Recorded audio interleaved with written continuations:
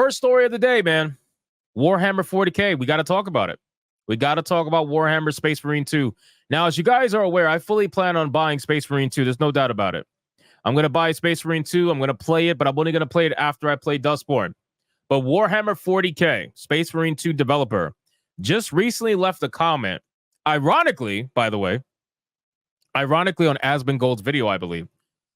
He admits that games at Embracer made him want to cry with their own overblown attempts at messaging or imposing morals on gamers. This is a pretty huge story, right? And the person who actually left this comment is not just a developer at Space Marine 2, but he was also a CEO at Saber Interactive. I mean, that's like, this is not a small fry, right? This is not like a random nobody who said this, right? This is somebody who's been in a very, very high position in the gaming industry. So the journalists out there and all the shills out there, they can't pretend like he's a fucking nobody, right? So think about that for a second. Not a marginalized CEO. Yeah, he's not a marginalized CEO, exactly. So let's see what he has to say. Warhammer 40K Space Marine 2 developer and Saber Interactive CEO Matthew Karp recently revealed that he is not a fan of developers creating games that have overblown attempts at messaging and imposing morals.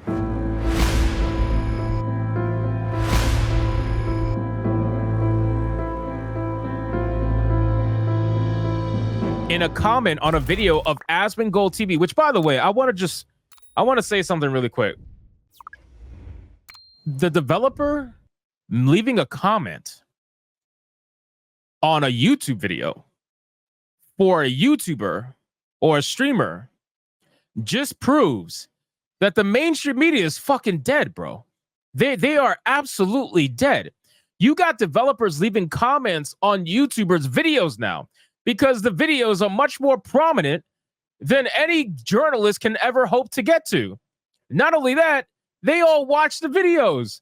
It's proof that these developers watch the videos from these YouTubers.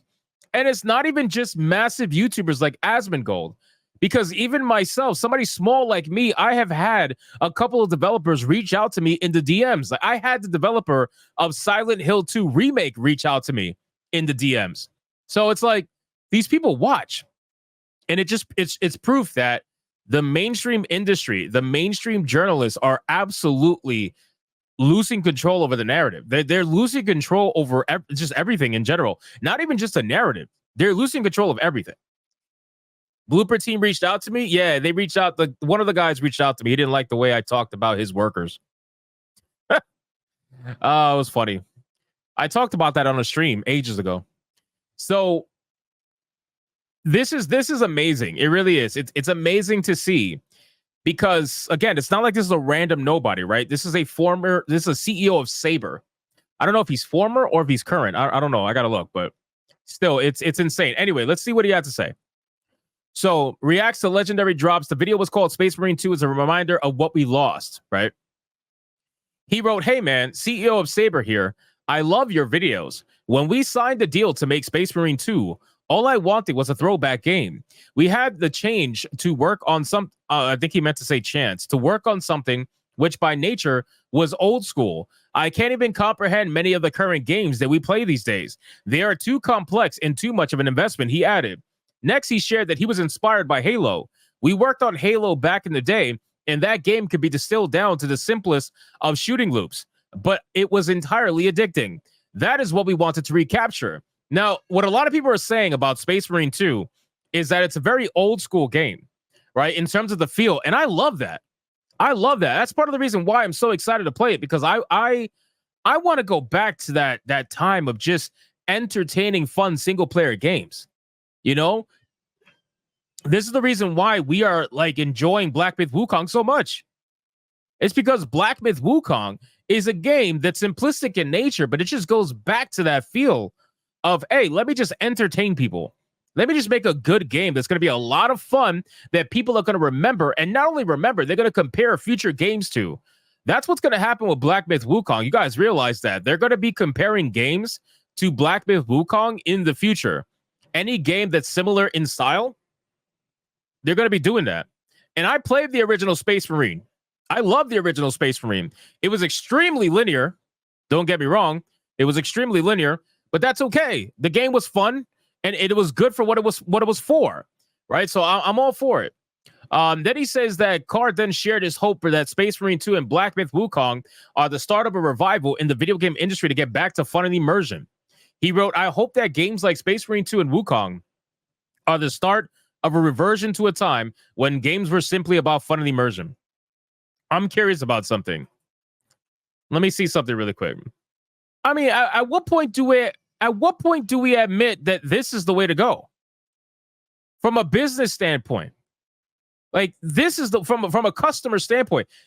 How many times do gamers have to tell you this is what they want? Black Myth Wukong did insane numbers, 2.4 million some odd numbers. Space Marine 2, 225,000. And that's just on Steam, right? With an estimated 1.6, I would say 1.5 to 3 million sales. This is crazy. And then you got games like fucking Concord. You got games like Dustborn, right? It's crazy. This is higher, just so you guys keep in mind, this is higher than almost any Assassin's Creed game has ever done on Steam. I don't think any Assassin's Creed game has ever reached this number on Steam. For concurrent players, I don't think so. Let me see. 62,000 for Odyssey. 3,600 for Assassin's Creed 2. Black Flag, 16,000.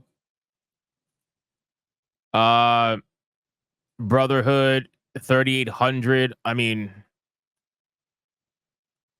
let's see Valhalla, 15,000. Bro, Space Marine 2 did better than all these games combined almost. It's not even close. And Assassin's Creed Valhalla is one of the number one selling games, the number one selling Assassin's Creed game ever. So it's not even close. It's not even close. So when you see a game like this, is what people want, man. People want games like this, bro. This is what people want. The numbers speak for themselves, man. This is the issue.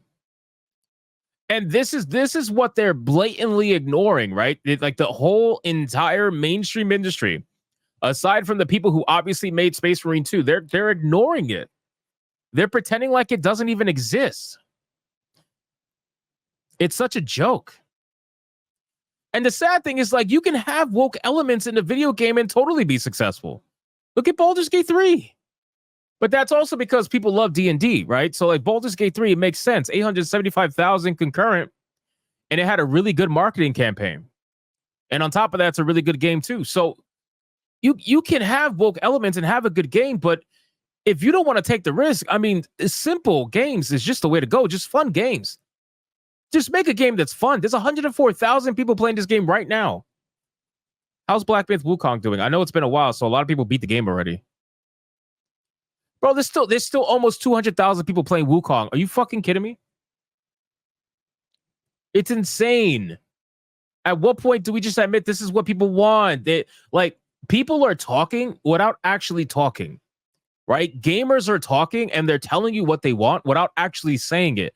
Although, to be honest with you, we say it all the time, but you guys just don't fucking listen, right? It's still doing numbers? Yeah, it's still doing numbers.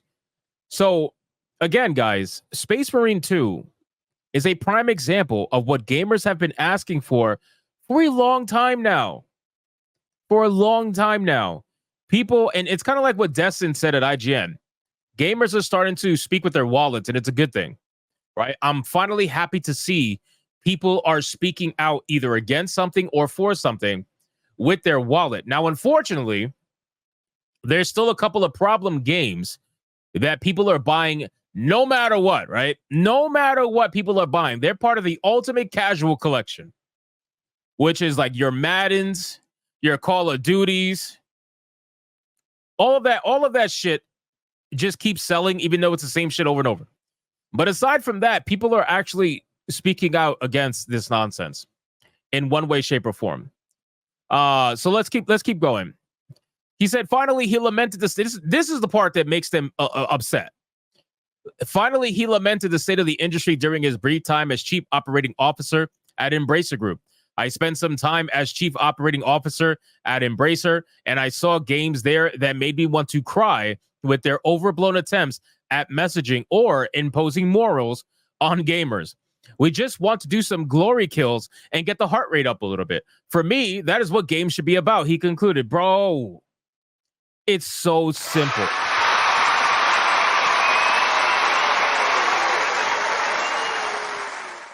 So disgustingly simple.